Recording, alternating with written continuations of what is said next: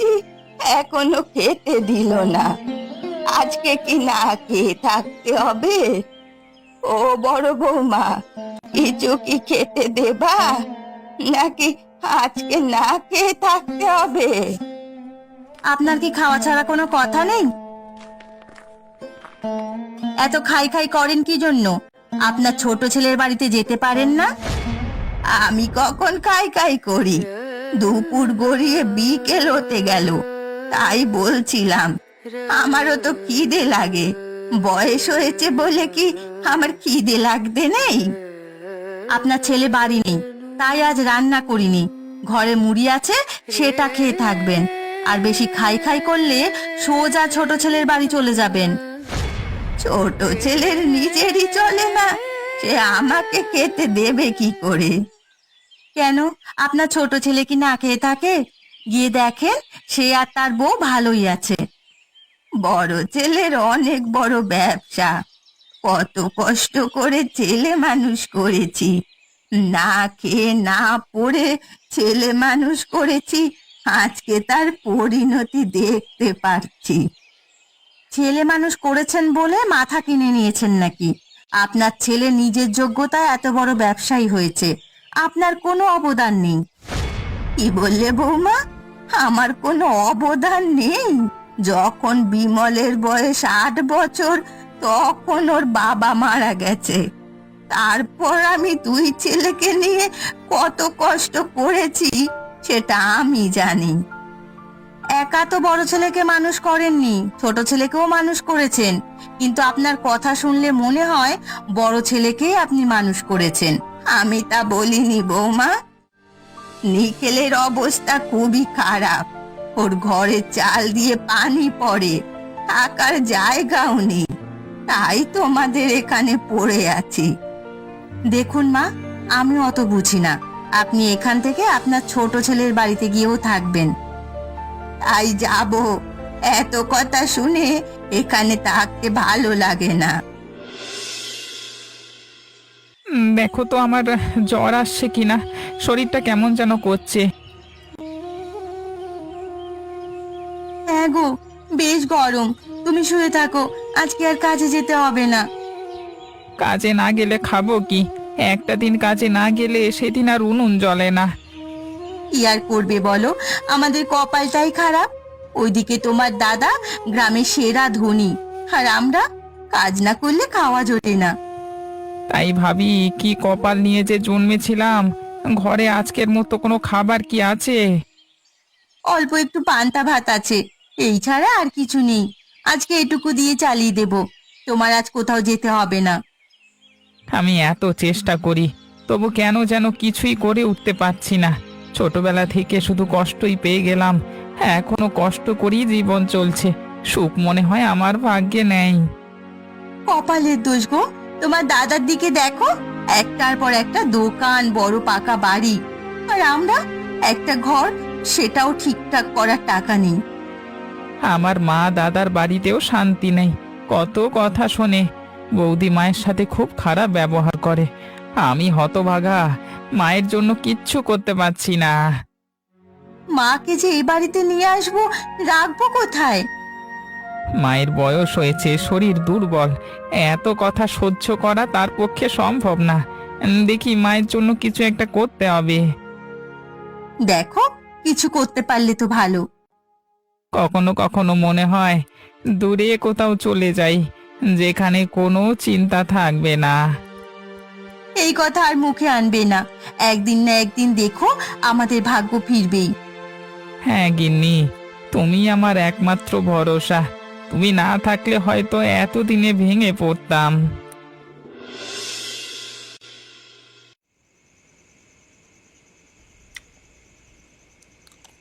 তোমার মাকে না আমি আর সহ্য করতে পারছি না, সারা দিন শুধু খাওয়া আর অভিযোগ।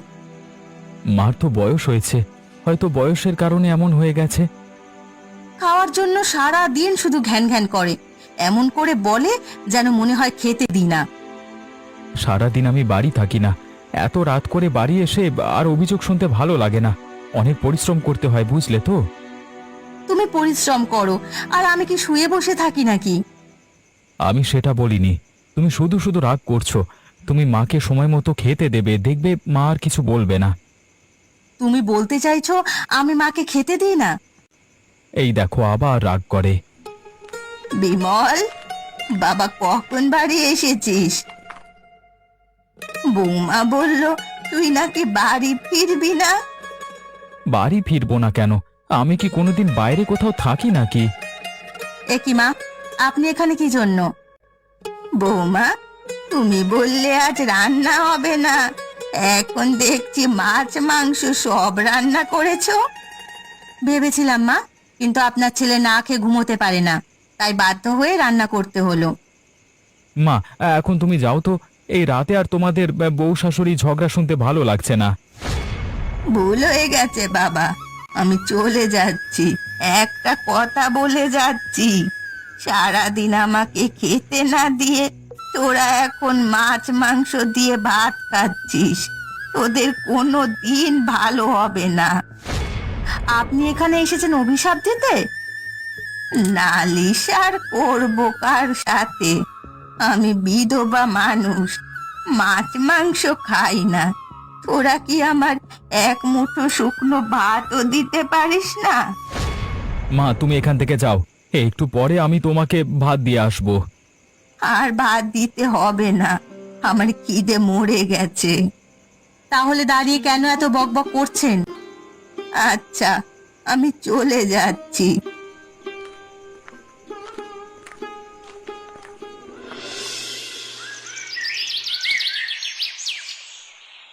বাবু, আজকে আর কাজ করতে পারবো না, শরীরটা ভালো লাগছে না, কয়েকদিন ধরে জ্বর। সময়টা ভালো যাচ্ছে না, এই সময় সবার জ্বর আসছে। কয়েকদিন ধরে জ্বর বলেছিস, ডাক্তার দেখাসনি? না বাবু, ঠিক হয়ে যাবে, এইটুকু জ্বরে আর ডাক্তার দেখাতে হবে না। একই মায়ের পেটে তোরা দুই ভাই, বড়টা থাকে রাজার হালে আর তুই অন্য জমিতে কাজ করিস। আমার কপালে এটাই ছিল বাবু। সে না হয় বুঝলাম, কিন্তু তোর দাদার এত থাকতে তুই কেন যে অন্য জমিতে কাজ করিস? কোনো কাজই ছোট নয় বাবু, নিজে পরিশ্রম করে আয় করবার মধ্যে আলাদা একটা শান্তি আছে। তোকে এখন আর কাজ করতে হবে না, তুই বাড়ি চলে যা। এই অসুস্থ শরীর নিয়ে কাজ করলে আরো অসুস্থ হয়ে পড়বি। তাই যাব বাবু, বাকি কাজটা কালকে এসে করে দিয়ে যাব। তুই বিকেলে একটু কষ্ট করে আমার বাড়িতে আসিস, এসে টাকাটা নিয়ে যাবি, কেমন? শরীরটা ভালো থাকলে আসবো বাবু, এখন বাড়ি গেলাম। আচ্ছা, বাড়ি যা।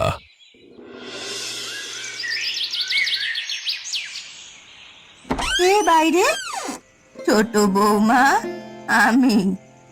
মা, আপনি এত রাতে একা একা এসেছেন? হ্যাঁ মা, আর পারলাম না, এত অপমান সহ্য হয় না।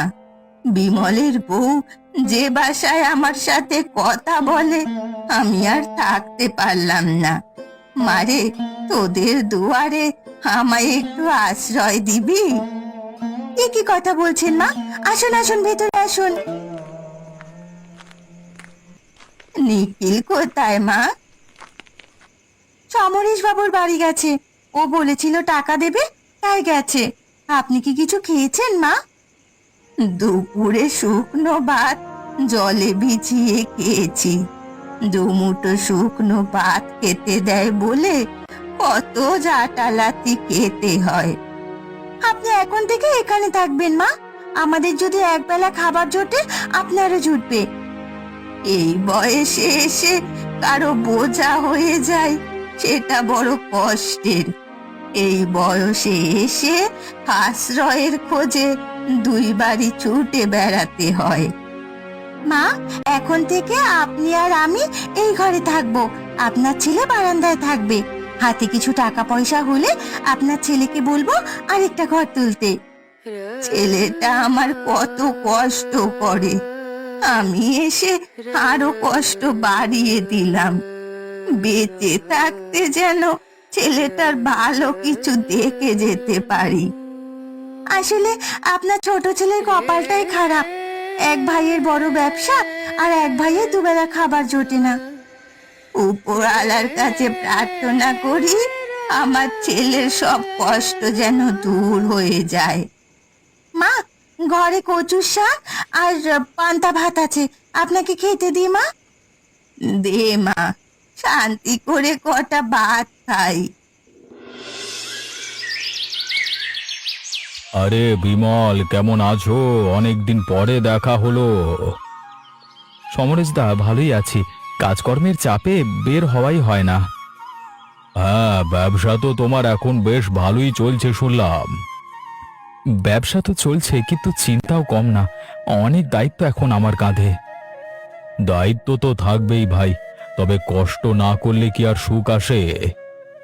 ঠিকই বলেছ। খালি নিজের সুখ দেখলে কি আর হবে? তোমার নিজের ভাই অন্যের জমিতে কাজ করে, ওর তো একটা ব্যবস্থা করতে পারো। আসলে ও আমার কথা শোনে না, তাই ও ওর মতো চলে, আমি আমার মতো। তা বললে কি আর হয়? ছোট ভাই, একটু বোঝাতে তো পারো।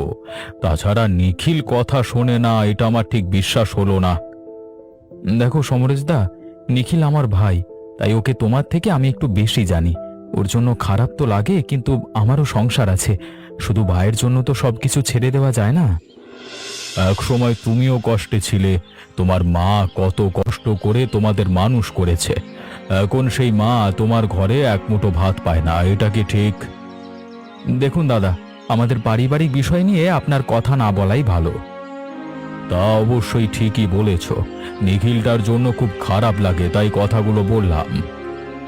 আমি এখন চললাম দাদা, পরে একদিন সময় করে কথা বলা যাবে। আজকে আমি অনেক ব্যস্ত।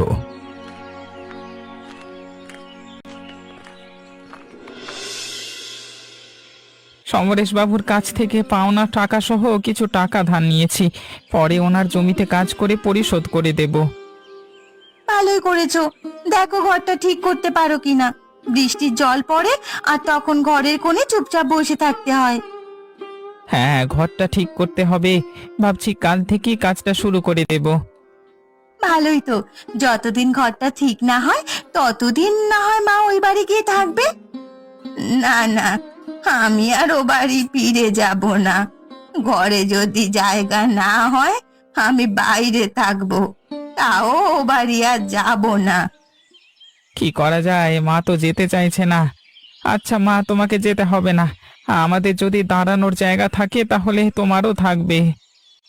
কি যে বলো তুমি, মার বয়স হয়েছে, এই খোলা আকাশের নিচে মা কি থাকতে পারবে? এতদিন কষ্ট করে ও বাড়ি থাকতে পেরেছে যখন, আরো কিছুদিন থাকুক। আচ্ছা, তোরা যখন চাইছিস আমি যাব। এখন আমি সবার বোঝা হয়ে গেছি। মা, এভাবে বলো না। তুমি কেন বোঝা হতে যাবে?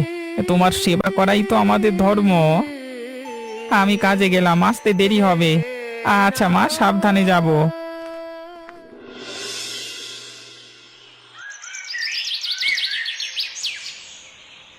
বুড়িটা আবার চলে এসেছে। ওই বাড়ি থেকে মনে হয় দূর দূর করে তাড়িয়ে দিয়েছে। বুড়ির যা স্বভাব, কোথাও জায়গা পাবে না। আবার শুরু হলো। কয়েকদিন একটু শান্তিতে ছিলাম, মা আবার কেন যে চলে আসলো। এখন থেকে তোমার মা মাসে 15 দিন এখানে থাকবে, বাকি 15 দিন তার ছোট ছেলের কাছে থাকবে। তুমি কিন্তু আমার মাকে একটু বেশিই বলো। তুমি যদি চুপ থাকো তাহলে মাও তোমার সাথে কোনো ঝামেলা করবে না। দেখো, তোমার মা এখানে থাকলেই অশান্তি হবে। বুড়িকে ঘাড় ধাক্কা দিয়ে বের করে দেওয়া উচিত। বাড়ি আসবার পর থেকে আমার কানের কাছে ঘ্যান ঘ্যান করেই যাচ্ছ। আমাকে একটু নিস্তার দাও তো এরপর। কি বললে তুমি? আমি বেশি বলি? এ কথা আমাকে বলতে পারলে? আমার জন্য যদি তোমার এত সমস্যা হয় তাহলে থাকো তোমার মাকে নিয়ে, আমি আর এ বাড়ি থাকবো না। আচ্ছা, আমাকে একটু বলো তো, মাকে নিয়ে তোমার সমস্যাটা কি? আমাদের জন্য যা রান্না করো তার থেকে একবেলা শুকনো কয়েকটা ভাত খেতে দাও। মায়ের জন্য তো আলাদা করে তোমাকে রান্না করতে হয় না। তুমি থাকো, আমি গেলাম বাড়ি থেকে। এখন তুমি সব দোষ আমাকে দিচ্ছ। আমি আর থাকবো না তোমার সাথে। আচ্ছা, যাব না। তুমি যদি চুপ থাকো তাহলে যাব না। ওগো, এত রাতে কোথায় যাবে? কোথাও যাওয়ার দরকার নেই। আমি আর কিচ্ছু বলছি না, এই চুপ হয়ে গেলাম।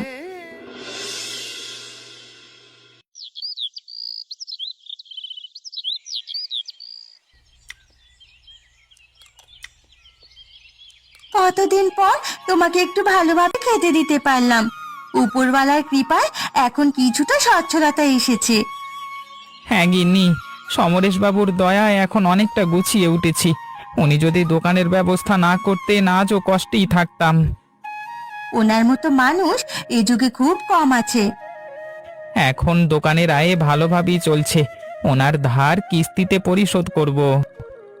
আর একটু ভাত দেবো? না, পেট ভরে গেছে, কিন্তু একটা কথা বলবার ছিল, বলতে ভুলে গেছি। কি কথা? ঘর ঠিক হওয়ার পর তো মাকে নিয়ে আসবার কথা ছিল, আমরা একেবারে ভুলে গেছি। মা নিশ্চয়ই ভালো আছে, নইলে চলেই আসতো। কিন্তু কথা দিয়েছিলাম, কথা তো রাখতে হবে। তুমি এত ভেবো না, মা সময় মতোই চলে আসবে। তুমি বুঝতে পারছো না, মা ওখানে ভালো নেই। দেখো, আমার মনে হয় মায়ের দায়িত্ব তোমাদের দুই ভাইয়ের নেওয়া উচিত। মানে এখানে কিছুদিন আর ওই বাড়ি কিছুদিন থাকবে। না না, সেটা হয় না। তুমি আজই যাবে, তুমি যদি যেতে না পারো আমি গিয়ে মাকে নিয়ে আসবো। আমাদের অবস্থাটা একটু ভালোর দিকে যাচ্ছে। আমি এখন চাইছি না মা এখানে আসুক। একজন বাড়িতে লোক এসে পড়লে আবার সংসারে অভাব হবে। তুমি তো আগে এমন ছিলে না, আমাদের অবস্থা একটু ভালো হয়েছে আর অমনি তুমি কেমন যেন পরিবর্তন হয়ে গেছো। না মানে, বলতে চাইছি সংসারে আরো একটু উন্নতি হোক, তখন মাকে এখানে নিয়ে এসো। তোরাও আমাকে রাখতে চাইছিস না? তোদের জন্ম দেওয়াটা আমার মহা পাপ ছিল। দু চোখ যেদিকে যায় আমি চলে যাব, কিন্তু তোদের দুই ভাইয়ের কাছে আর কোনো দিন ফিরবো না।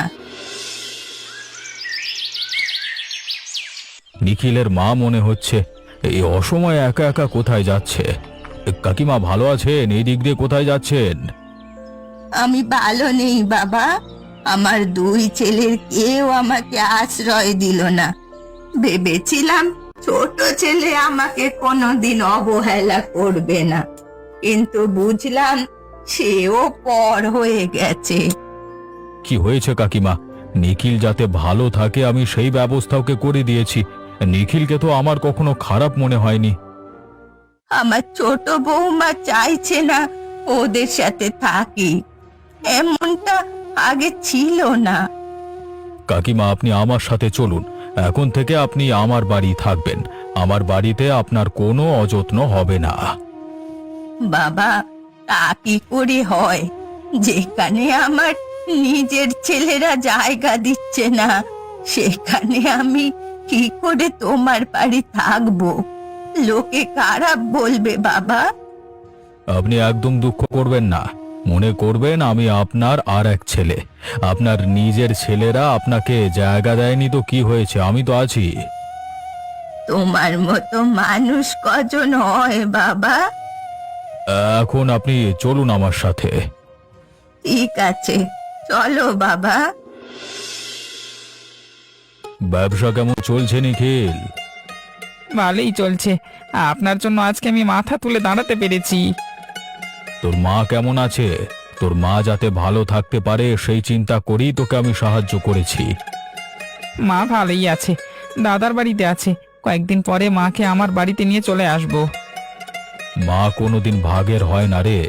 ছোটবেলায় মাকে হারিয়েছি। মা না থাকবার কষ্ট কি সেটা আমি জানি। ঠিকই বলেছেন বাবু, মা আছে তো তাই কিছু বুঝতে পারি না। তোকে আমি অনেক ভালো মনে করেছিলাম। ভেবেছিলাম তুই তোর দাদার মতো না। কি হয়েছে বাবু, আপনি আজকে হঠাৎ এসব কথা বলছেন কেন?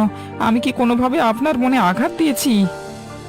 না, তুই আমার সাথে কিছু করিসনি, কিন্তু তোর মধ্যে পরিবর্তন আসছে।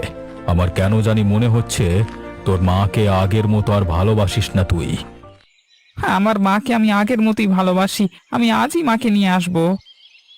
তোরা তো আগে দুবেলা দুমুঠো খেতে পারতিস না। আমি তোর পাশে না দাঁড়ালে হয়তো তোর অবস্থা কোনোদিন পরিবর্তন হতো না। এইভাবে বলে আমাকে লজ্জা দেবেন না। আপনি না থাকলে আমার যে কি হতো। তোর মা তোদের বাড়ি এলে আমাকে খবর দিস। আমি তোর মায়ের সাথে দেখা করে আসব। নিশ্চয়ই বাবু, আমি আপনাকে খবর দেব। অনেক খরিদ্দার এসেছে, বেশি কথা বলে আবার তোর লস হয়ে যাবে। না না, আপনি থাকলে লস হবে কেন? আপনি ছিলেন বলেই তো এইসব হয়েছে। তুই এখন কাজ কর, আমি গেলাম। আচ্ছা বাবু।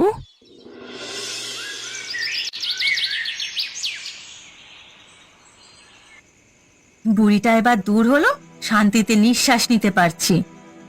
তুমি কি বলছো এসব? আমরা কি অমানুষ? যে মা আমাদের জন্ম দিয়েছেন, কষ্ট করে বড় করেছেন, সেই মাকে আশ্রয় দিতে পারছি না? তোমার মায়ের স্বভাবই খারাপ, কারো সাথে বনিবনা করতে পারে না, ঘরটা নরক বানিয়ে দিয়েছিল। এখন থেকে তুমি আমার মায়ের সম্পর্কে একটা বাজে কথা বলবে না। আজ থেকে মায়ের সব দায়িত্ব আমার। আমার মাকে নিয়ে যদি তোমার এত সমস্যা হয়, তুমি এই বাড়ি থেকে চলে যেতে পারো। সব দোষ বুঝি আমার? আমি কি কিচ্ছু করিনি? আমি কি চেষ্টা করিনি মায়ের মন জুগিয়ে চলতে? কে এলো এই রাতে? দেখো তো। নিখিল এসেছে। নিখিল, এত রাতে তুই? মাকে নিতে এসেছি। মা তো দুপুরে তোদের বাড়ি চলে গেছে। কই যায়নি তো। তাহলে কোথায় গেল? মা মনে হয় অভিমান করে চলে গেছে। মা দুপুরে বের হয়েছে, কিন্তু কোথায় গেছে? মানে বললো তো তোর বাড়ি যাবে। মা যে কোথায় গেছে এখন? এই রাতে একা একা কোথায় যাবে? মায়ের তো শরীরটাও দুর্বল।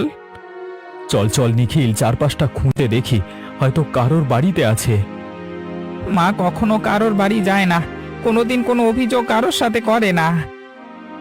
সেটা অবশ্য তুই ঠিক বলেছিস, আমারই ভুল। আজকে যদি মায়ের খেয়াল রাখতাম, তাহলে মা আমাদের ছেড়ে চলে যেত না। কেন যে সকালে মাকে নিতে এলাম না? মা গো, তুমি কোথায় গেলে? কোথায় খুঁজবো? মা আমাদের জন্য সারা জীবন কষ্ট করেছে, অথচ আমরা মায়ের জায়গা দিতে পারলাম না। আমি তোর সাথে অনেক অন্যায় করেছি। বড় দাদা হিসেবে তোর দায়িত্ব আমার নেওয়া উচিত ছিল। ভাই, তুই আমাকে ক্ষমা করে দে। দাদা, হ্যাঁ, এখন থেকে আমরা মিলেমিশেই থাকবো। মাকে আর কখনো কষ্ট দেব না। মা এখন থেকে আমাদের দুই বাড়িতেই থাকবে। যা হবার হয়ে গেছে, এখন আগে মাকে খুঁজে আনো, পরে যা বলার বলো। ঠিক বলেছ, চল নিখিল, আমরা মাকে খুঁজে আনি। চলো দাদা।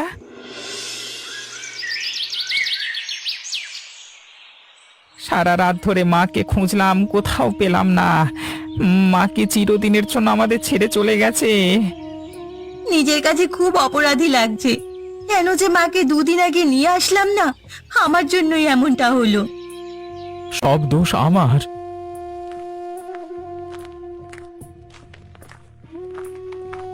মা, তুমি কোথায় ছিলে? তোমাকে কত খুঁজেছি। তোমার কাছে হাত জোর করে ক্ষমা চাই, তুমি ক্ষমা করে দাও। মা, তুমি আমাদের ক্ষমা করে দাও। তুমি ক্ষমা না করলে আমরা শান্তি পাবো না। নিখিল, তোর মা গতকাল দুপুরে চলে যাচ্ছিল কোথাও, বুঝলি? রাস্তায় আমার সাথে দেখা হয়েছিল, তাই আমি ওনাকে আমার বাড়ি নিয়ে গেছিলাম। আপনি আর কত করবেন? আপনার ঋণ কোনোদিন শোধ করতে পারবো না। দেখ বাবা, আমার বড় ছেলে